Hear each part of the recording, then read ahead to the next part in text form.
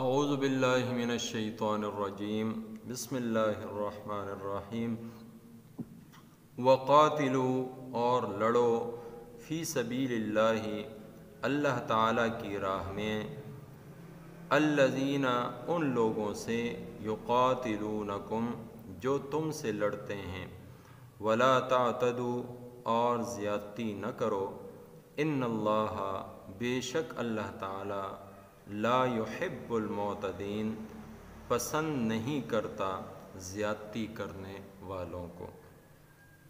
سورہ بقرہ کی آیت نمبر 190۔ اس آیت سے قبل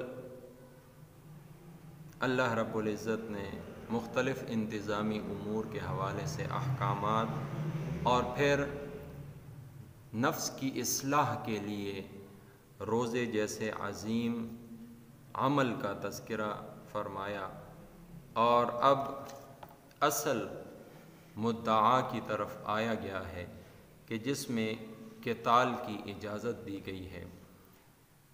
مسلمان مکہ مکرمہ میں 13 سال تک کفار کے ظلم و ستم کا نشانہ بنتے رہے۔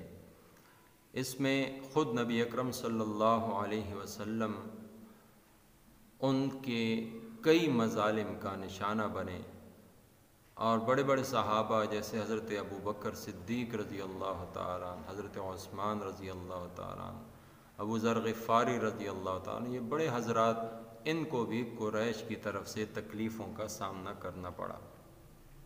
حضرت بلال، حضرت خباب اور یہ جو حضرات ہیں، جو حضرت بلال رضی اللہ عنہ جو غلام تھے ابو جہل کے، تو یہ لوگ ان کو طرح طرح کی تکلیفیں دیتے تھے۔ حضرت خباب رضی اللہ تعالیٰ عنہ کو کوئلوں پر، گرم کوئلوں پر لٹایا گیا، گھسیٹا گیا۔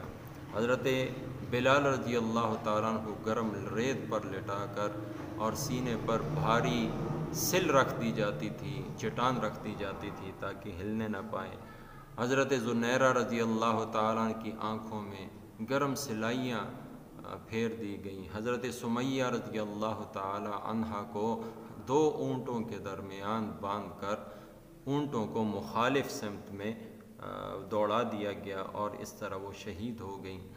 حضرت یاسر، ان کے جو شوہر تھے، وہ تکلیفیں بہت ساری برداشت کرتے کرتے دنیا سے چل بسے۔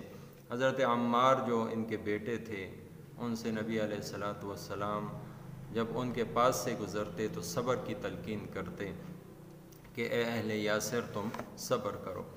بہرحال تکلیفیں جب بہت بڑھیں تو نبی علیہ الصلوۃ والسلام کی اجازت سے چند لوگ حبشہ تشریف لے گئے۔ حبشہ کی 2 ہجرتیں ہوئیں۔ ان ہجرتوں میں بھی جو لوگ گئے، جیسے حضرت عثمان اور حضرت رقیہ گئیں، تو ان لوگوں نے وہاں پر بھی پیچھا نہ چھوڑا۔ حضرت جعفر طیار رضی اللہ تعالیٰ عنہ سربراہ تھے، بڑے تھے ان کے، یہ وہاں موجود تھے، اور یہ نجاشی کو بھی ورغلانے کے لیے کفار کا وفد وہاں پر گیا۔ تو قصہ مختصر کہ 13 سال، پھر اس میں جو سب سے کٹھن دور تھا وہ 3 سال شیب ابی طالب میں محصور رہنا۔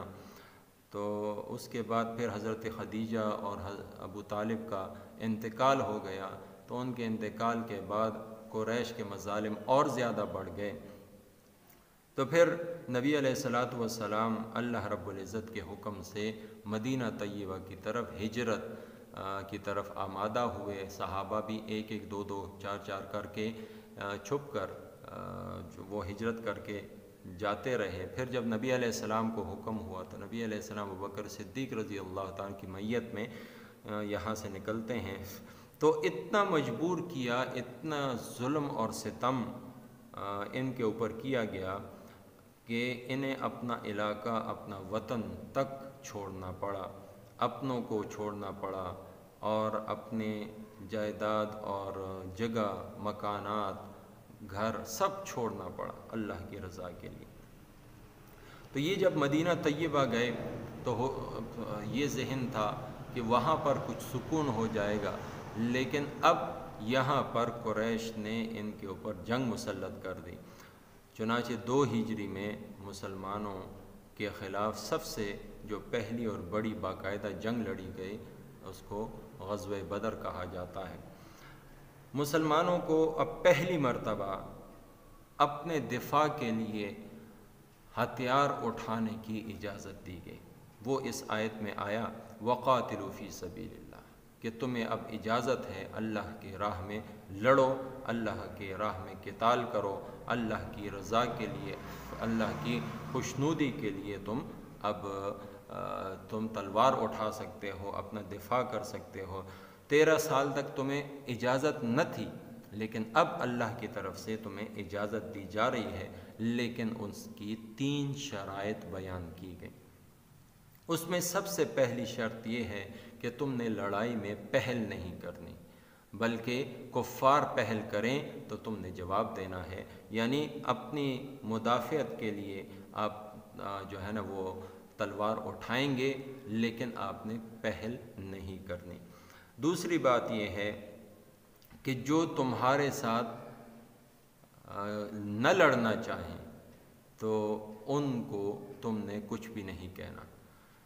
مثلاً عورتیں ہیں، بچے ہیں، بوڑھے ہیں یا ان کے مذہبی پیشوا ہیں، یہ لوگ لڑنے پر آمادہ نہیں تو ان کو تم نے نہیں چھیڑنا، اور اسی طریقے سے فصلوں کو نقصان نہیں پہنچانا، اور اس کے ساتھ ساتھ درختوں کو تم نے نقصان نہیں پہنچانا۔ اچھا، اس کے بعد تم نے لڑنا صرف ان لوگوں سے ہے جو تم سے لڑنے پر آمادہ ہیں، تمہارے سامنے کھڑے ہوں، خود لڑ رہے ہوں یا لڑنے والوں کی کمک کا باعث بن رہے ہوں، ان کے لیے جو ہے وہ اسلحہ اور ان کے لیے جو ہے نا خوراک وغیرہ پہنچا رہے ہوں، یعنی ان کو تقویت دینے کا باعث جو لوگ بن رہے ہوں، ان لوگوں کو تم قتل کر سکتے ہو، ان کے ساتھ قتال۔ تو یہ 3 شرطیں ہیں۔ ایک تو یہ ہے کہ پہل نہیں کرنی، دوسرا یہ ہے کہ بچوں، بوڑھوں اور جو تم سے نہ لڑنا چاہیں ان سے تم نے کوئی تعرض نہیں کرنا، اور تیسرے صرف ان لوگوں سے لڑنا ہے کہ جو واقعی تمہارے ساتھ لڑنا چاہ رہے ہیں۔ تو یہ 3 شرطیں اس آیت میں بیان کی گئی۔ ان اللہ لا يحب المعتدین، اللہ تعالی حد سے تجاوز کرنے والوں کو ہرگز پسند نہیں کرتے۔ یعنی جہاد فساد نہیں ہے، بلکہ جہاد بھی اصلاح کا ایک ذریعہ ہے کہ جس کے ذریعے سے ظالم کی سرکوبی کی جا رہی ہے اور مظلوموں کی دادرسی کی جا رہی ہے، ان کی حمایت کے لیے، ان کی نصرت کے لیے یہ سب کچھ کیا جا رہا ہے۔ تو اس لیے جہاد کو ایک عبادت کے طریقے پر تب ہی آپ کر سکتے ہیں جب ان تمام شرائط کا، آداب کا آپ خیال رکھیں گے۔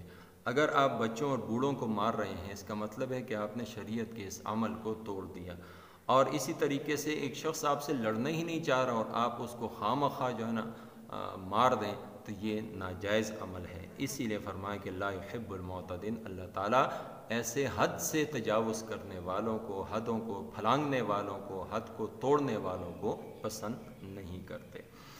جہاد کے باقی مسائل اگلے آیات میں انشاءاللہ آئیں گے۔ وقاتلوا، اور لڑو، فی سبیل اللہ، اللہ تعالیٰ کی راہ میں، الذین، ان لوگوں سے، یقاتلونکم، جو تم سے لڑیں، ولا تعتدوا، اور حد سے تجاوز مت کرو، ان اللہ، بے شک اللہ تعالیٰ، لا يحب المعتدین، پسند نہیں کرتا حد سے تجاوز کرنے والوں کو۔ وما توفیقی الا باللہ۔